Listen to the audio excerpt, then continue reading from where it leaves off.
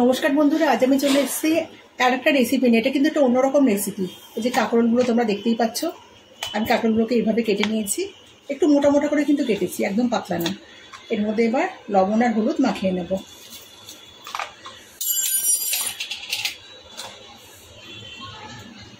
লবণ হলুদটা ভালো করে মাখিয়ে নিচ্ছি। এবার পরের স্টেপে যাই। এটা একটু মাখানো থাক মিনিট 5। আর আমি এখানে নিয়ে নিয়েছি নারকেল, ডেসিকেটেড কোকোনাট। তাজা নারকেল থাকলে তো আরও ভালো। আমার কাছে এটা সবসময় থাকে, আমি এটা দিয়েই কাজ করতে অভ্যস্ত। 2 চামচ।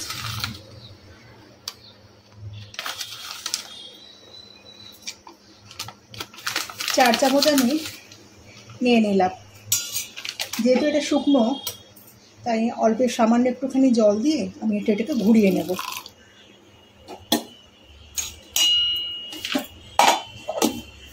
নারকেলটাকে বেটে নিয়েছি, কড়াইতে তেল বসিয়ে দিয়েছি। তেলের মধ্যে আমি কালো জিরে আর শুকনো লঙ্কা ফোড়ন দিচ্ছি।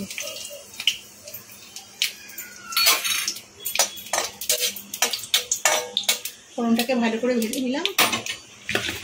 এবার নুন হলুদ মাখিয়ে রাখা কাঁকরোলগুলো আমি সব দিয়ে দেবো। বন্ধুরা, এইভাবে এখন কাঁকরোল বানিয়ে দেখুন। কিন্তু ভাতের সাথে না, রুটি, পরোটা, লুচি সবের সাথে দুর্দান্ত লাগে খেতে। আমি তো ঢেকে ঢেকে, যেহেতু আমি তেলটা খুব বেশি দিইনি, আমি এটাকে ভেজে ভেজে নেব। আমি এর মধ্যে কয়েকটা চিড়ে রাখা কাঁচা লঙ্কা দিয়ে দিচ্ছি। কাঁকরোলটা কিন্তু সেদ্ধ হয়ে যাচ্ছে, এই যে পুরো সেদ্ধ হয়ে যাচ্ছে। একটু ভালো করে কাঁচা লঙ্কাটাকে আমি নেড়ে ফেলে নিচ্ছি।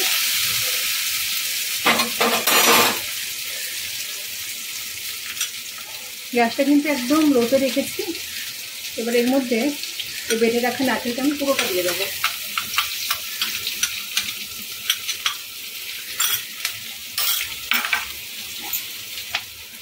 অল্প একটু চিনি দেবো।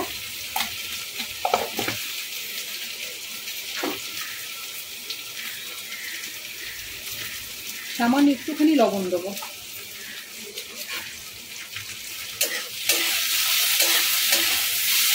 এটাকে আমি ভাজা ভাজা করবো।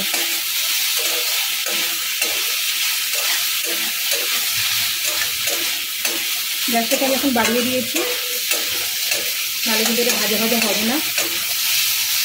বন্ধুরা, এইভাবে এখন কাঁকরোল বানিয়ে দেখো। আমরা তো অনেকভাবে খেয়ে থাকি, দুর্দান্ত লাগে খেতে এইভাবে বানালে।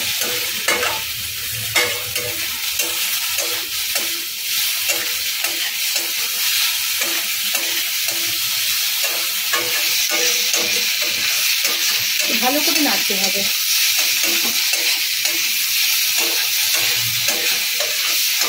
আমাদের কিন্তু রান্না কিন্তু প্রায় কমপ্লিটের পথে। আমি আর একটু নেড়ে করে নামিয়ে দেবো। বন্ধুরা, রেসিপিটা কেমন লাগলো অবশ্যই কমেন্টে জানিও। রেসিপিটা ভালো লেগে থাকলে একটা লাইক দিও। আর যে সমস্ত নতুন বন্ধুরা আমার চ্যানেলটাকে এখনো সাবস্ক্রাইব করোনি, তারা অবশ্যই চ্যানেলটাকে সাবস্ক্রাইব করো।